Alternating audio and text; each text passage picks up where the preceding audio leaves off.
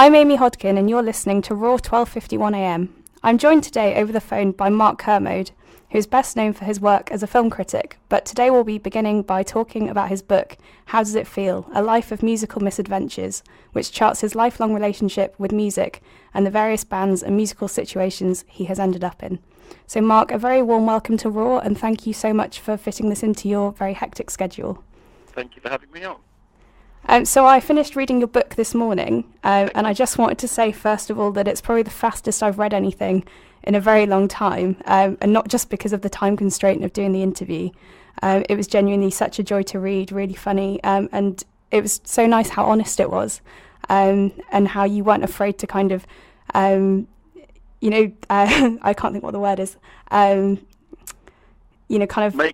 Make fun of yourself, I think. Yeah, exactly. And that was such a relief to read, I think.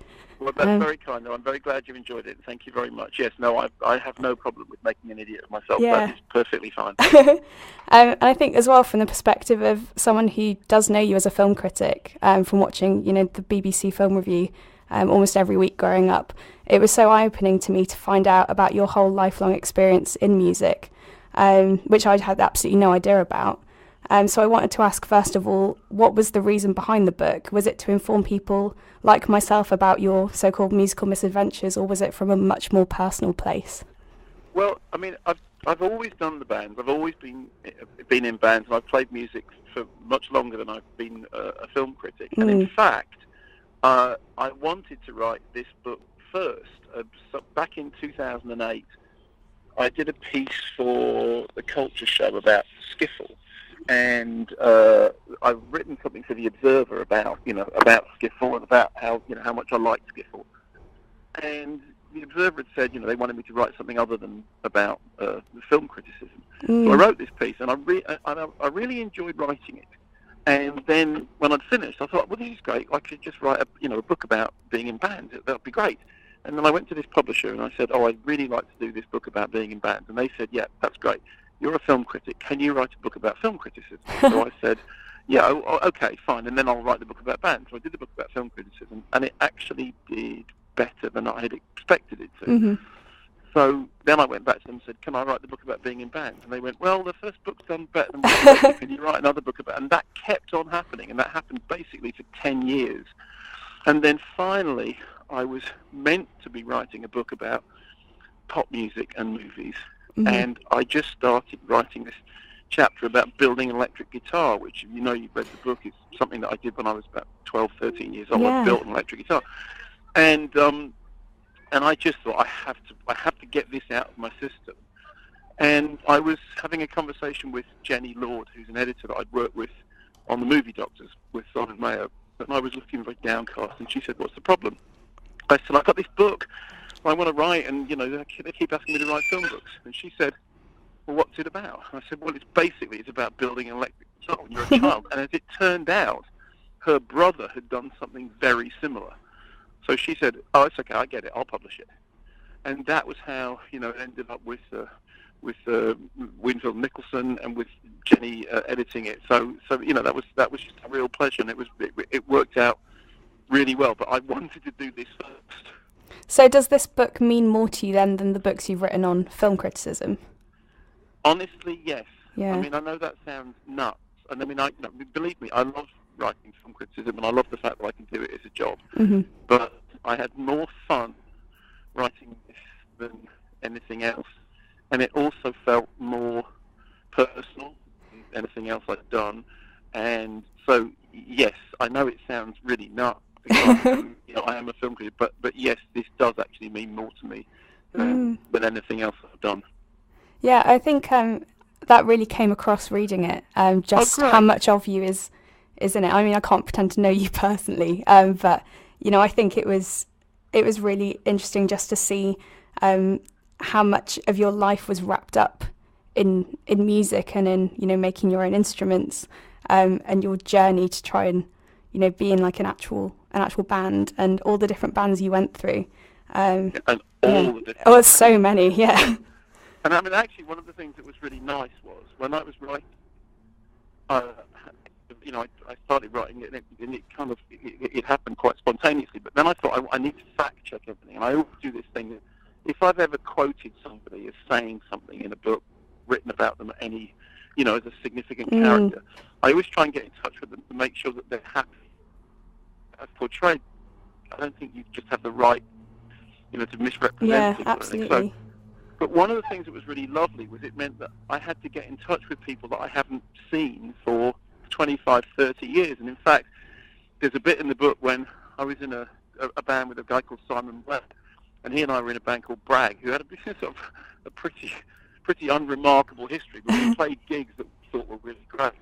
I haven't seen Simon since we were at school, but because I'd written this long section about going to Radio 1 to doorstep Kid Jensen, I thought I have to track down Simon to see if I can, see if that's all right. And I tracked him down through the miracle of the internet and social media, and I haven't seen him in 30 years. And then we met up, and I showed him the thing, and he read it, and we just picked up like we never stopped seeing each other. It was just picked up straight where we left off. He said, "Oh yeah, we never got that song figured out, did we? There was always that bit in the middle eight that didn't quite work.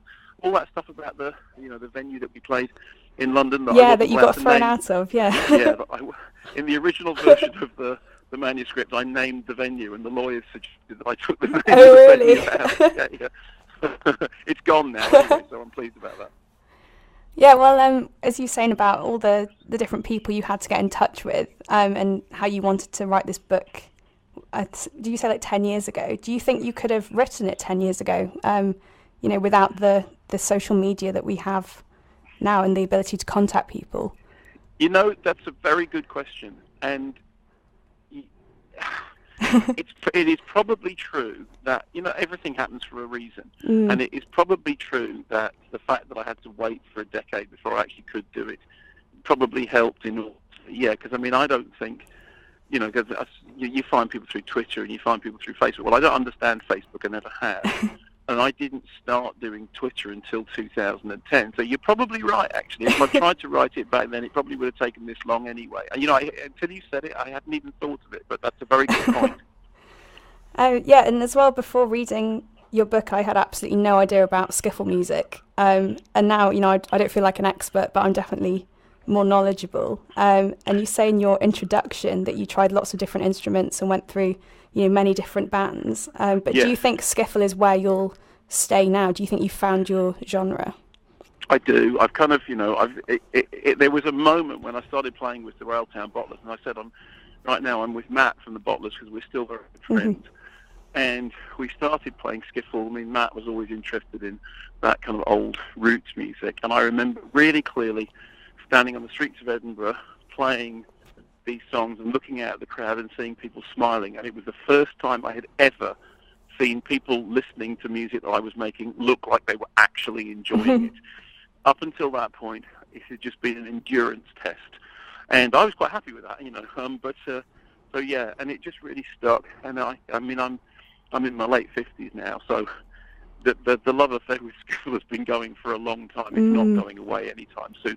And it's kind of interesting because Billy Bragg is a really, really sort of militant skiffle fan. Has written this brilliant book about the history of skiffle, which is just great, and the way it ties in with politics and grassroots music. So I think I've kind of found a natural home. Also, it's the kind of place when you say you're not an expert on it. Well, one of the best things about skiffle is you kind of don't need to be. You just need to be enthusiastic, and then everything else will fall into place. Yeah, and I was very impressed with your recording was it in Memphis? No? Yeah, in Sun Studios. In Sun Studios. That was mind-blowing. Well, to read believe that. Me, nobody was more impressed by that than I was. And, we felt the same thing. We spent 2 nights recording that album, The Sunset. And for the whole of the 2 nights and the 2 days in between, we just thought, is this actually happening? And I still listen to that record every now and then, and I know people should, you shouldn't listen to your own records, but I can't be doing with that. I put it on because I can't believe that it exists. I can't believe that I actually recorded. And it sounds great. It sounds like it was recorded in 1954, which was what we were aiming for. Yeah, and to stick on the Dodge Brothers, which is the band that your skiffle band that you're part of, for the listeners. In the book, you introduce Mike Hammond, who is one of the members with you, and it struck me in the way you described him as a film studies academic, but who is also a musician, which is very similar to yourself. And it just made me curious about how common the crossover between film and music is from your experience in both worlds. It's more common than you'd think. I mean, most of the musicians that I know are interested in cinema, and a lot of them aspire to doing, music for film. I remember there was a guy that I was at school with called Gary Tarn, who was he was kind of, in terms of school bands, he was like the Jimi Hendrix of our school. And I remember he was in a pop band that had a kind of couple of minor hits, and I read an interview with him in which he said, what I'm really interested in doing is doing film music because, I'm interested in people like Stanley Kubrick and all that kind of thing. And I thought, some chance. Then, of course, the next thing is Gary ended up directing an absolutely brilliant documentary called Black Sun about a sightless artist, and it was really, really great. And because I've come to know Johnny Greenwood a little bit through doing concerts, with him, and there is a huge crossover between people that love music and people that love film. And of course, we've been really lucky because Neil Brand, who is this brilliant musician who made sound of cinema for the BBC, he got in touch with us and said, look, I accompany silent films and I'd like to accompany them with a band. And so he got the Dodge Brothers in to play accompaniment to films like Beggars of Life and Hell's Hinges and The Ghost That Never Returns. So we have actually ended up doing it. Yeah. And weirdly enough, if you're interested in silent film, then you're automatically interested in music because all silent film was always played with music. No silent film was ever silent. So it's a big crossover, and one of the best things we do now is accompanying silent films. It's just a real joy. I suppose, do you appreciate silent films more for the musical side or for the film side of it? Or can you not separate it? Well, that's a very good question. I mean, I think in the end, it's the marriage of the two things, because like we played Beggars of Life just recently down in Hampshire, Dorset, and I was playing and watching the film. And you watch the film and you sort of fall in love with the film. I mean, it's a Louise Brooks film, so it's hard not to fall in love with it, but you find yourself watching the film and not thinking about what you're doing musically. You just play along to it. So in the end, it's the combination of the two things, and also the fact we're improvising. We're not working from sheet music. So every time we do the film, it's different. Every time you play the music, it's different. So although the images are exactly the same, the film is different because of the way the music changes.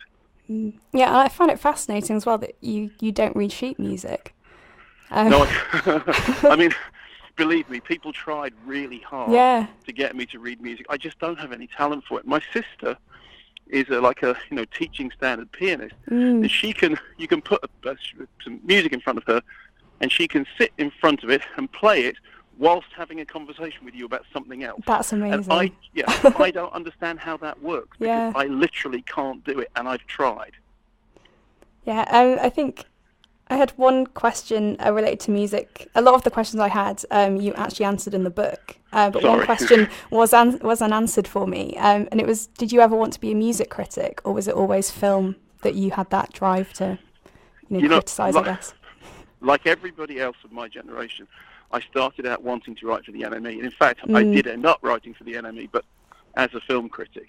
I used to get the New Musical Express religiously and read, Paul Morley and Ian Penman and, Charles Shaw Murray and all those things. Oh, wow, God, wouldn't it be Danny Baker? Wouldn't it be great to be a music critic? But the thing that I think is I'm a film critic and I don't make films. As far as music's concerned, I make music and I'm not a music critic.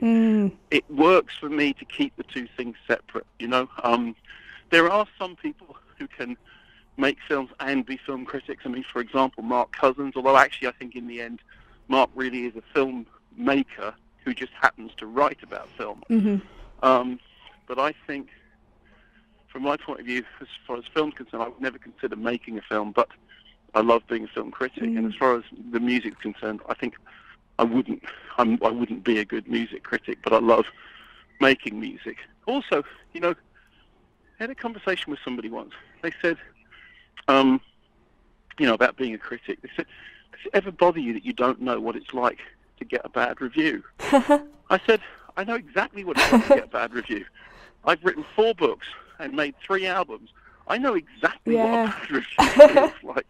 So I think that's kind of, you know, it means you've got some skin in the game. It means you do understand what it's like. Yeah, absolutely. Yeah. I suppose moving away from music and a bit towards film, I thought we could talk a bit about musicals. So to start off, I know from your reviews that you love both Baby Driver and Mamma Mia 2. So I wanted to ask if you had to pick, which would be your favourite of the 2? Baby Driver. Yeah? Yeah, because, I mean, I love Mamma Mia 2 because I love My Life, and I just thought the film, but I just thought from a film point of view, I thought Baby Driver, I think Edgar did something really great with Baby Driver. It was so unexpected, and, you know, I just thought it was really next level sort of stuff. And actually, I've seen Baby Driver 4 times, and I could happily sit down and watch it again. Do you think Edgar Wright can keep kind of ascending in? Because I think every film he makes is just incredible, and so different to the last one. Do you think he can keep going? Oh God, yeah. I mean, I just saw him the other day, and he still looks like he's 12 years old. I mean, it's incredible. He's the youngest old guy around, and I mean, bear in mind, his career in terms of success has had real ups and downs. I mean, Scott Pilgrim versus the World crashed and burned at the box office, and yet now many of his fans think it's his best film. Well, yeah, because I have friends who absolutely love that film. Yeah, I love it to pieces, and he says that it's one of his films that gets rented out in 35mm prints more than anywhere else. But I mean, it was a flop at the box office, on a par with Howard the Duck. You know, it really tanked.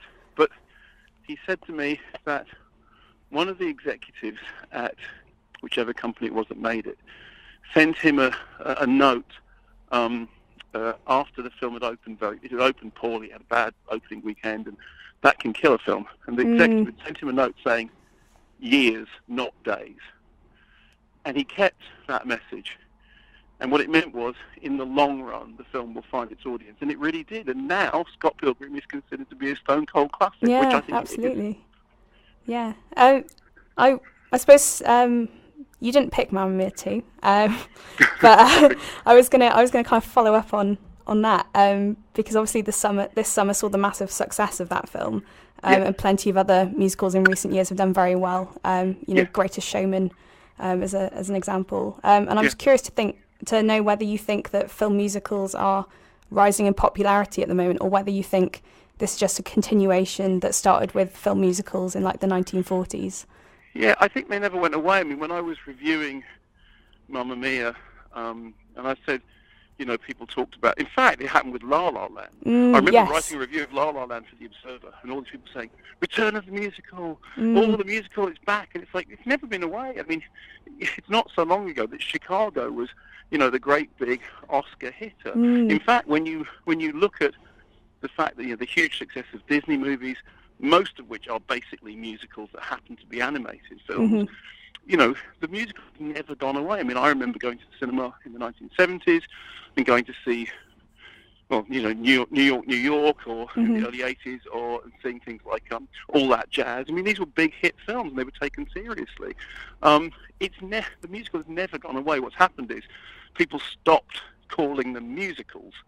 They started, pretending that they were something else. But I mean, no, I think they've never gone away. I think it is just a continuation. I think La La Land was particularly interesting because everyone said, return of the musical. And it's like, the musical has always been here, and it will always be here.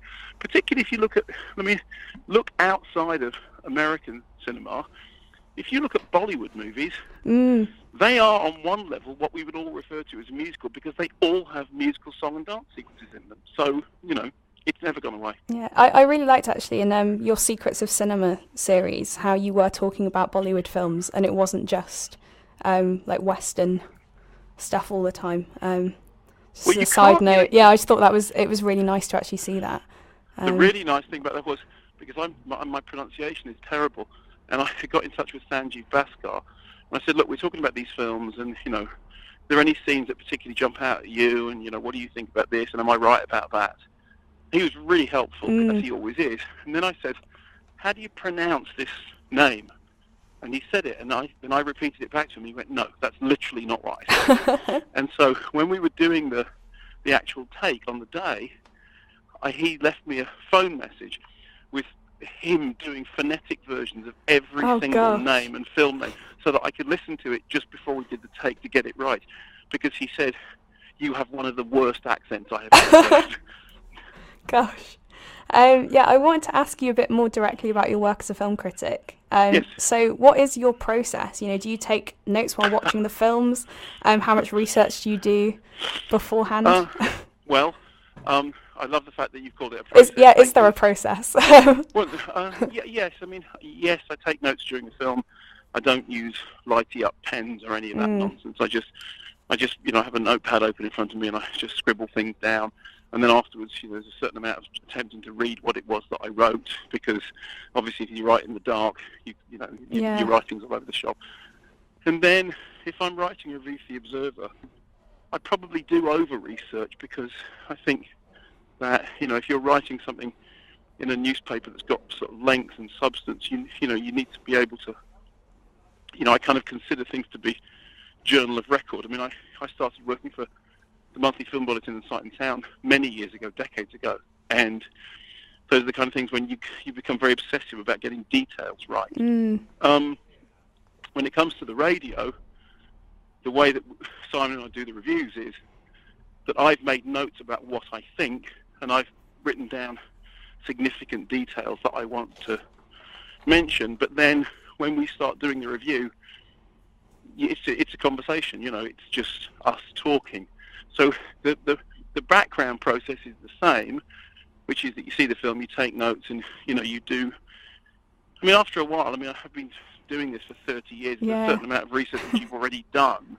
But then it's just a matter of either sitting down on your own to write a review for The Observer, which is one thing, or sitting in a room with Simon and doing a conversation, which is another thing, Yeah. My question was going to be is there a different process? So you've answered that, so that's fantastic. That's really interesting. Because I do reviews myself, and I've always wondered kind of how you do it. So that's brilliant. Yeah. Can you actually watch a film for its own sake anymore? Or yes. Yeah, yes. You can. And if I ever got to the point where that wasn't the case, I would stop. Really? So you don't just have the critic sat in the back of your brain just ticking away? No. If I got to the point that I couldn't do that, I would absolutely stop. I would absolutely, because if you're not enjoying it, then there's no point.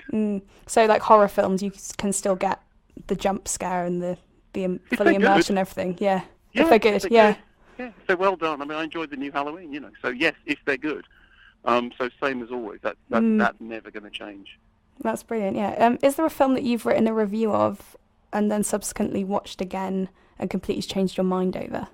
Yeah, there are many. Yeah. There are many. I mean, as I said, the one that's most obvious is AI, which I completely changed my mind about. But, yes, you often revisit things and you think, okay, that wasn't right, or maybe you missed that, or maybe something looks different with hindsight. Getting things factually wrong, that would bother me. But as far as opinions changing is concerned, it just happens. You get older, you're a different... I mean, I'm not the person that I was when I... even the Pirates of the Caribbean movies that I got so exercised about. I don't know whether now I'd have the same sort of reaction to them. It's to make a musical analogy, it's like being in a punk band in the 1970s. And then a bit later on, you're doing something else, and somebody, you've lost your edge. You go, no, I've just stopped being that cross. Yeah. I think what I find most interesting about your career is that I know you from, the BBC Film Review primarily, but as you've mentioned, you write for The Observer. You also have, the Kermode and Mayo Film Review on 5 Live, and then, reading your book, I've just discovered this whole side of music that's in your life. And I just wanted to ask how you managed that career-wise, because, you know, I'm a third year now. I'm starting to get the career anxieties. And I was wondering how you managed to achieve a career that is so widespread across different interests and workplaces, I guess. Well, the short answer is I've been helped by a lot of people. When I first came to London, Nigel Floyd, Kim Newman, Alan Jones really looked after me. Alan took me aside and gave me a piece of advice. He said, you know, the trick is make your obsession your profession. He said, you know, find the thing that you love doing and then somehow figure out how to get someone to pay you for liking it. And, you know, I've been really lucky. I mean, you know, I'm very enthusiastic, and I don't take no for an answer. And there's a lot of people find me really annoying, and I can understand why. But believe me, part of that, you know, that annoying, nerdy, you know, overreaction to things is part of what's kept me going. Because, I mean, particularly when I was younger, I was very hard to turn away in terms of work. I mean, I would turn up at the offices of the NME and demand to be given jobs. I would turn up at time out and insist that they let me write film reviews. I would, you know, I went to the BFI and said, I want to write for the MFB. And they said, well, there's a process. I went, yeah, but I'm here now and I want to do it now. And I mean, to be honest with you, I look back on some of it and I'm kind of embarrassed, but then again, it got me in through the door, so it's just whatever it takes. I think it's harder now, and my advice to anyone is, you know, you really have to want to do it, and you really have to have skin like a rhinoceros. You have to not take criticism at all, well, badly. You know, it's like if people knock you back, which they will do, you have to just fondly imagine that it's because they don't know what they're talking about. And, you know, a certain amount of ignorance is quite useful, because if you know, when I was younger, I just thought I was right. Yeah. As you grow older, you realise that that's nonsense, but I'm really glad I thought it back then because it got me work. And I suppose from your book as well, you know, you don't say no to anything, do you? No, you know, no. The whole harmonica situations that kept occurring. Well, my rule about musical instruments is if somebody says can you play something, the answer no is never true. The answer is yes, I just can't play it yet. You know, but yeah, give me time. Yeah. I'll figure it out. How hard can it be? As well, in your book, you mentioned the length of time that your radio show with Simon Mayo has been running, which I think is it now 17 years? It's forever, yeah. Something like that, yeah. And, you know, someone who does have a radio show here, but it's, you know, like a year old, it did kind of blow me away slightly, the idea of doing something for that length of time. So how do you keep going without it going stale? Well, like, how do you stop it going stale, and how do you keep that relationship professionally going for such a long length of time? Because we're not making it up, because what you hear is what it is. I mean, Simon and I, that is what our relationship is like. We're not putting on an act. We're not doing a thing for the radio. That is how we talk. You know, also he's a brilliant broadcaster, so I've been very, very lucky. You know, believe me, he'll get tired of me before I get tired of him. But it's been like a marriage, and it's been kind of weirdly successful. And we don't really understand how or why, but we're both very grateful that it is, you know. But I think the truth of it is that it is exactly what you hear. We're not making it up. That is what we're like. So do you think that you're going to keep going with all of it? You know, is there any sign of stopping yet? Well, you know, this kind of feels like an upbeat note to end on. In an ideal world, Amy, I would keep doing this until I literally dropped off my perch. I have no idea whether or not the BBC will continue to let us do it, and I have no idea whether people will continue to read the books that I write or listen to the records that I make. But if I had my way, I'd just keep doing it, because it's made me really happy, and as I said, no one is more astonished by the fact that I've got away with it for as long as I have than I am. Yeah, that's absolutely fantastic. I think that brings us to about time, really. That's a very nice place to end. But this has been an absolute pleasure. Thank you so much for talking to me today. Thank you. It's been really nice. It's been really nice to talk to you. Thank you ever so much. I really enjoyed it, and I'm sure that I will hear your voice on a national radio station in the not too distant future. And when I do, please remember to credit me entirely for all of your success. Absolutely. Thank you very much, Mark. Thank you. Take care. Okay, bye. Okay, bye. Bye. Okay, bye. Bye. Okay, bye. Bye. Okay, bye.